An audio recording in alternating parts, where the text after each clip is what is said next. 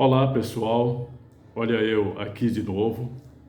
Bom dia, boa tarde, boa noite, porque esse conteúdo é gravado não ao vivo e você pode estar vendo, assistindo a qualquer momento do dia ou da noite. Desta vez eu gostaria de conversar, de merecer a sua atenção, para a gente conversar sobre um assunto muito importante, que é a leitura. O IPL, Instituto Pro Livro, divulgou há alguns dias o Retratos da Leitura no Brasil. É um mapa de quantas anda a leitura e os leitores. O que eles mais gostam, o que não gostam, porque leem mais, porque leem menos, ou quem lê mais, quem lê menos. E os resultados estão sendo vistos como muito preocupantes, porque o primeiro dado mostra que, pela primeira vez, o Brasil tem um volume maior de pessoas que não leem nada do que aquelas que leem. A pesquisa apurou que são 53% que não leem, e isto traz preocupações com o presente, ancoradas num passado problemático, e também dificulta projeções para um futuro. Peço sua atenção para a gente conversar sobre isso e espero que você possa refletir. É por isso que o convite de hoje é para você pensar comigo sobre a leitura. Antes disso, eu gostaria de me identificar. Eu sou o escritor Carlos Araújo, autor deste romance aqui, O Ódio Solto do Pasto, e também tenho ele aqui na mão. Olha a capa.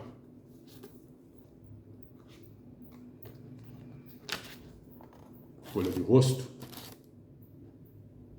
Esse livro eu venho trabalhando a divulgação dele, distribuindo, vendendo, há 2 anos, desde 2022. E tenho recebido bons retornos. Conta a história épica do anti-herói, o aventureiro, o protagonista Ciro Vale. Bem, é o seguinte, assim que saiu a pesquisa, esse Retratos da Leitura no Brasil,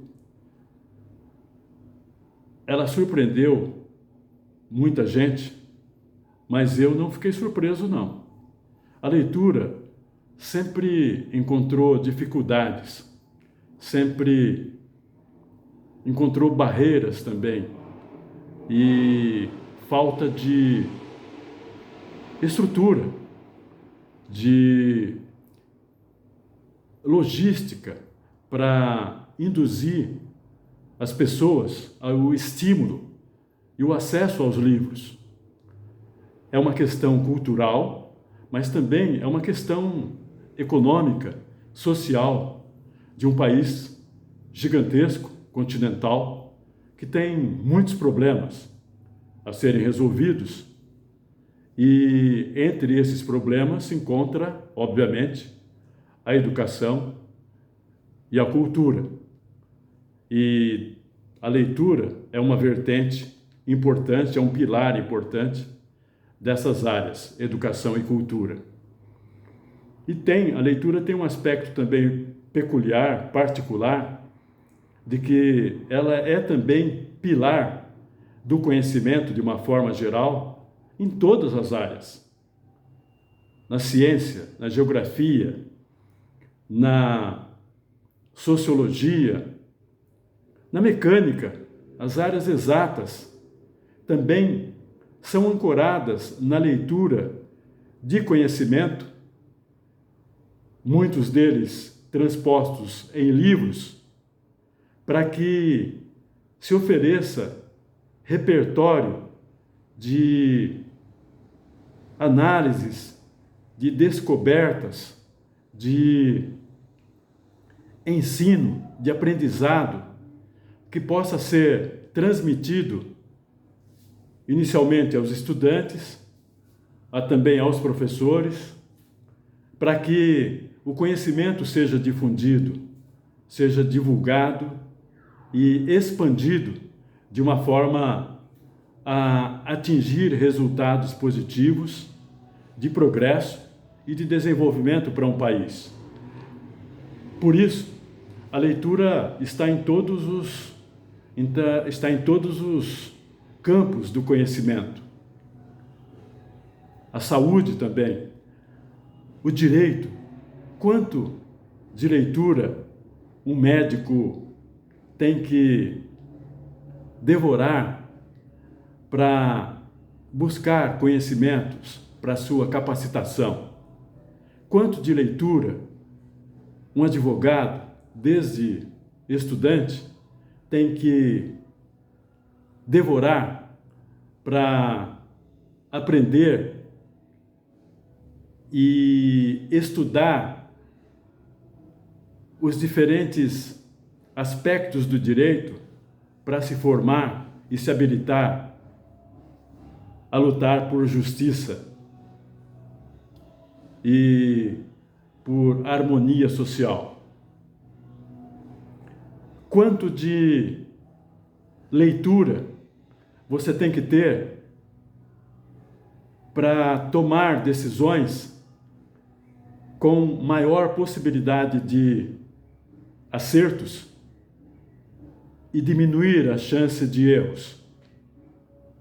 Digo sim, porque a leitura não se limita à tradição da forma com que ela é expressa por meio de textos, gráficos, outros acessórios. A leitura ela também é visual, é mental, é psicológica, é sagaz no sentido de você ter que discernir as coisas para que o próximo passo a ser dado, uma decisão a ser tomada, uma escolha a ser feita, tenha a maior chance de acerto. Você vai atravessar uma rua e, com certeza, antes de colocar o pé, tirar o pé da calçada e colocá-lo na rua, para chegar ao outro lado, você olha para a esquerda e para a direita. Aí, não vindo carro, nem de um lado, nem de outro, sem risco, aí você avança e atravessa a rua. E durante a travessia, você também fica atento. Isto é leitura. Leitura visual e de consciência, porque você decodifica essa leitura, processa mentalmente e conclui que há segurança para realizar essa travessia, então você vai. Não é uma leitura de texto, mas é uma leitura visual que você faz, necessária, num caso como esse, para a sua segurança e também sobrevivência. Em outras situações, também são feitas leituras que vão além do texto, além das manchas de texto que você devora, revirando páginas, uma a uma. Você, por exemplo, vai fazer uma viagem.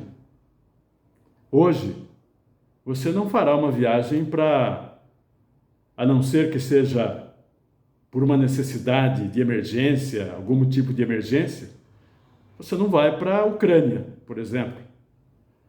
Por leitura de texto e por leitura de ouvido e de visão, porque os audiovisuais também mostram notícias sobre a guerra na Ucrânia e o perigo de viajar para aquele país, você não vai por objetivo assim de turismo para a Ucrânia num momento como esse, em que uma guerra violenta, brutal, selvagem é travada naquele país entre as potências, o Império do Norte / OTAN versus a Rússia, que travam essa guerra na Ucrânia, tomando aquele país como campo de batalha.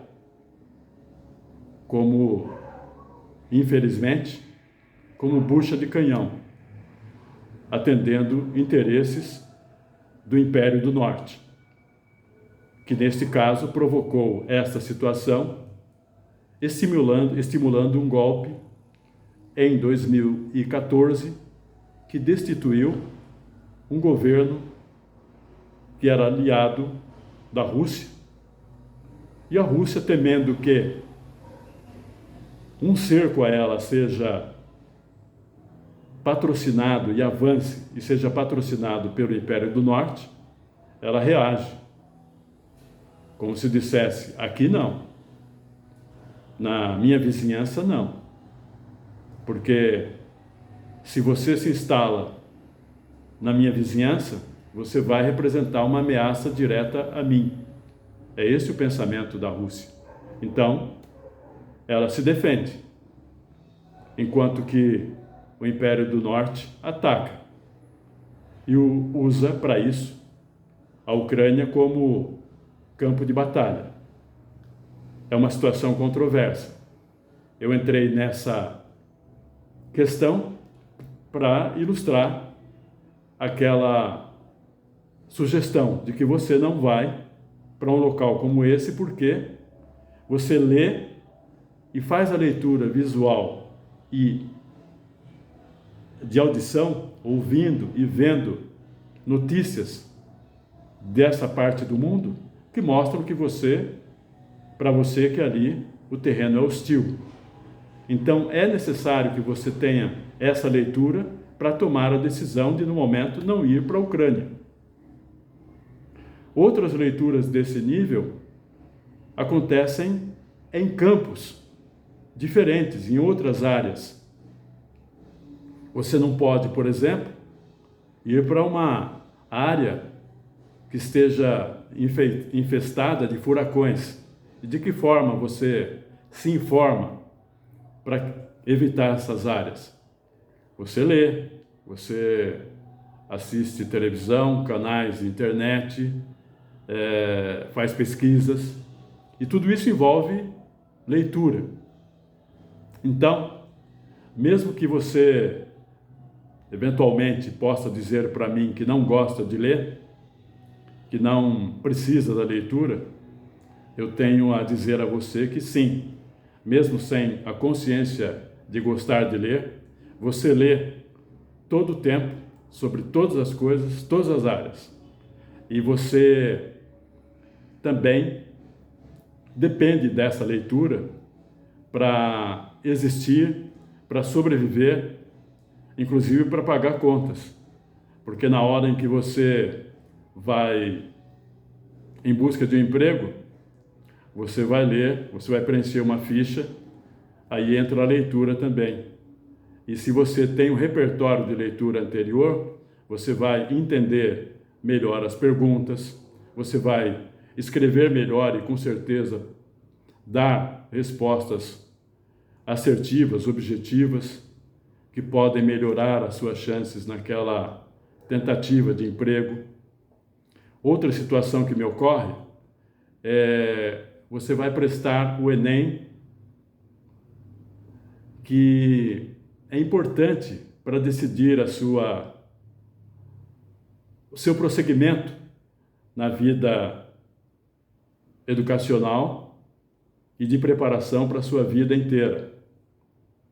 Se você tem um repertório de leitura anterior, com certeza você vai ter uma chance a mais, uma chance mais qualificada na redação e nas outras matérias, inclusive no campo de exatas.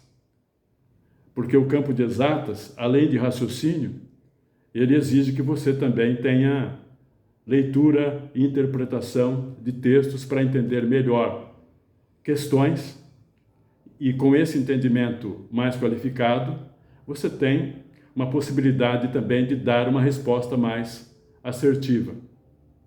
Com isso, eu quero dizer o seguinte, que a leitura, primeiro, ela está em todas as áreas do comportamento humano. E segundo, se você tem a leitura propriamente dita, a leitura de textos, de livros, de jornais, de revistas e de artigos que te levam também, possivelmente, a se envolver em debates sobre os temas, os vários temas que você tenha lido e lê e continuará lendo. Esse hábito de leitura, que muitas vezes é maior que um hábito, se torna um vício, uma rotina, um comportamento normal no que diz respeito a você ter necessidade de ler um livro sempre, de ler uma notícia de jornal, de ler um artigo. Se você tem esse comportamento, com certeza, quando você vai, em algum momento da sua vida, como nesse, vai prestar um exame do Enem, você tem uma melhoria na qualidade da sua leitura nos campos visual, nos campos visual e de audição também. E isto vai te ajudar nas suas decisões, nas suas escolhas, nas suas condições de chegar ao seu objetivo. Agora, esta pesquisa, voltando à pesquisa, apontou também nas respostas das pessoas dificuldades, por exemplo, de leitura. Não tenho tempo de ler, não tenho paciência, não tenho estímulo. De que forma, então, buscar, para quem não tem o hábito da leitura, para quem não lê com frequência e para quem não lê nada, de que forma começar a ler? Eu faço o seguinte desafio, coloco no campo do desafio. Lembra aquela partida de futebol arrebatadora que se tornou inesquecível para você? Lembra aquela viagem que você fez, também arrebatadora, inesquecível, e que você tem vontade de voltar a ela? Foi uma viagem tão legal que você, se pudesse, voltaria a fazer aquela viagem para aquele mesmo lugar, para repetir viver de novo aquela sensação de prazer e de encantamento que você encontrou naquele lugar. Falei da viagem, um filme que te arrebatou também, uma música que quando você lembra, que quando você ouve, você até para. Músicas lembram momentos.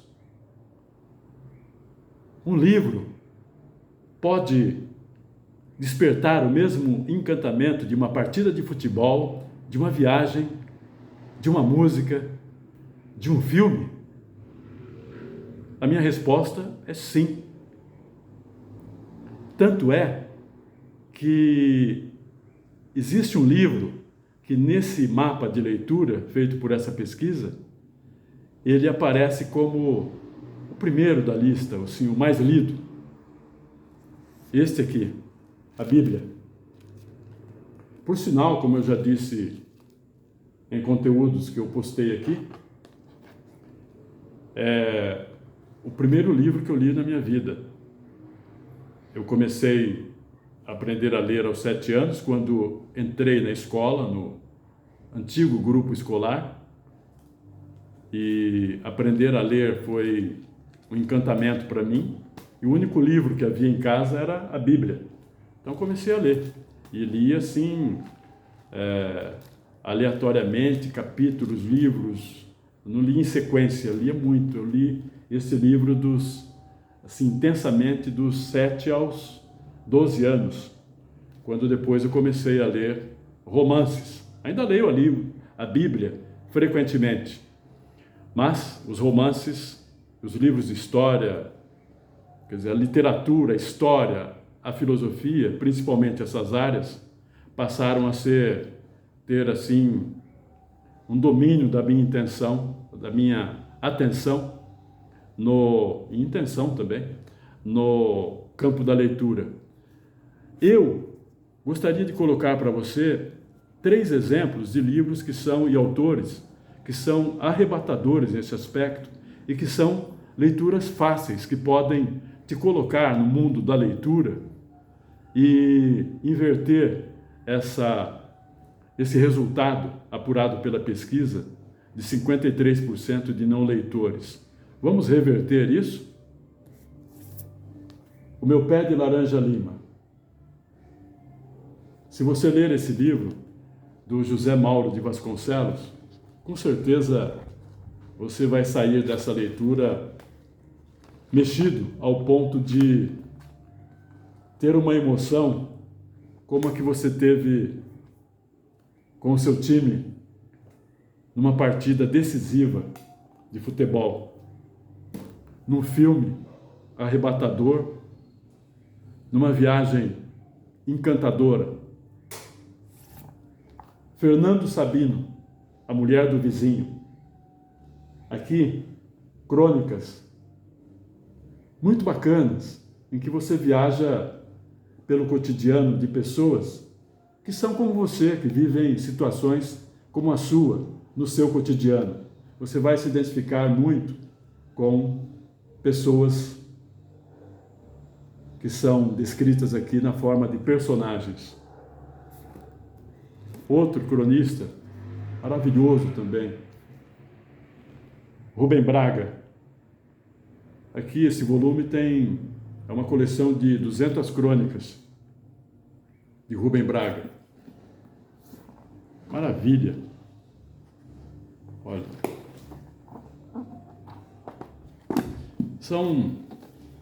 Rubem Braga levou a crônica à condição de obra de arte, e para você que gosta de encontrar textos assim que sejam parâmetros de escrever bem, Rubem Braga.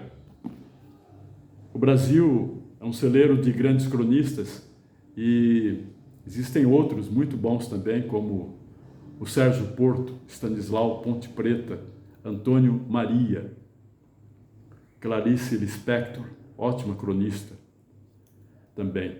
E eu digo a crônica porque a crônica é um texto curto, leve e muitas vezes impactante emocionalmente, e também ele pode despertar sua atenção pela surpresa desde o início até o final dela.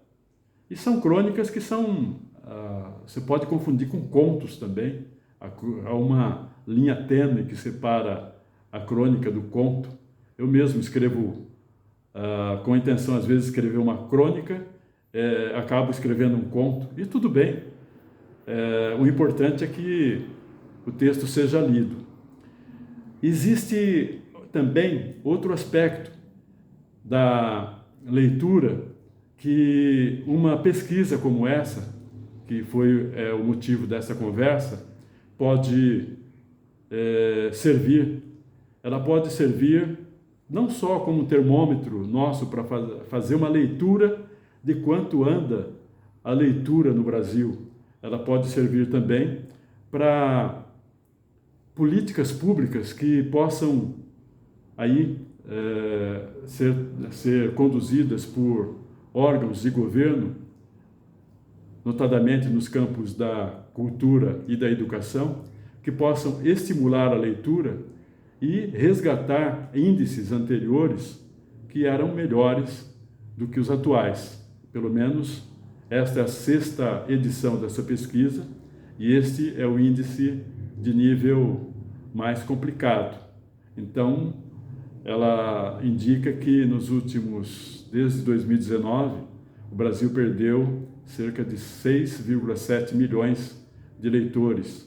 Isto é complicado e contraditório, porque nós tivemos uma Bienal recentemente que foi um sucesso de público, e temos muitas feiras outras menos famosas, mas igualmente importantes, que são feiras de livros, que são realizadas em várias regiões do país e contribuem para a difusão da leitura, mas isso não é tudo. Em contrapartida, também nos últimos anos perdemos fechadas bibliotecas, isso complica o acesso ao livro, fechadas bibliotecas que são muito importantes tanto para as escolas quanto para os bairros. Muita gente não tem, o Brasil é muito grande, não tem acesso aos grandes centros, onde existem livrarias, como São Paulo, Rio, Belo Horizonte, Porto Alegre, mas Recife, são centros em que você encontra livrarias, mas também mas as plataformas digitais, nem todo mundo tem assim, é servido digitalmente para ter acesso aos livros por meio de plataformas digitais. E então esse resultado serve também de parâmetro para que esses órgãos públicos possam tomar decisões que corrijam erros do passado que resultaram, por exemplo, no fechamento de bibliotecas e que possam criar novas formas de acesso aos livros para que a nossa capacidade de leitura seja melhorada. Para vocês terem ideia, existem outros países cujos índices de leitura estão muito à nossa frente. Nós somos como tradição de influência eurocêntrica. Eu gostaria de citar um país, existem outros exemplos, em que lá, o último dado que eu vi, que 70% dos franceses leem. E a França, estando em bom nível de leitura, não é nem no ranking dos países que mais leem, nem é o primeiro. Eu vi uma pesquisa de anos anteriores em que ela era colocada como 9º lugar. O primeiro, surpreendentemente, o lugar onde se mais lê, era a Índia nesse ranking. Está defasado, mas pelo menos serve de termômetro. O nosso vizinho, tradicionalmente, a Argentina, também é um país onde se lê mais tradicionalmente do que no Brasil. Lembro, para citar também a importância da leitura, de uma propaganda de governo feita muitos anos atrás, que dizia que um país se faz com homens e livros. Eu gostaria muito que os governos se lembrassem disso e que a população cobrasse os governos. E gostaria também que nas escolas, eu nunca entendi isso, quando desde a infância, desde o antigo ginásio, eu gostava muito de literatura e não entendia por que a literatura estava inserida em outra disciplina, que era a língua portuguesa. Embora tendo tudo a ver, língua portuguesa / literatura, a literatura é tão vasta que ela merecia ser uma disciplina independente, à parte, para que houvesse um maior aprofundamento no estudo da literatura e de livros propriamente ditos literários, do campo literário, e que dessa forma fosse corrigido na escola um problema que leva à dificuldade de leitura. Em função de prazos e de tempo muito corrido a ser cumprido, existem listas de livros que são dados com prazos para serem lidos e com o tom da obrigação. Não. Leitura não pode ser obrigação. Leitura tem que ser encantamento. Leitura tem que ser viagem. Leitura tem que ser arrebatamento. Leitura tem que ser prazer. Leitura tem que ser aprendizado e conhecimento, busca de conhecimento. Mas, sobretudo, com o envolvimento em todas essas etapas do prazer, o gostar de ler.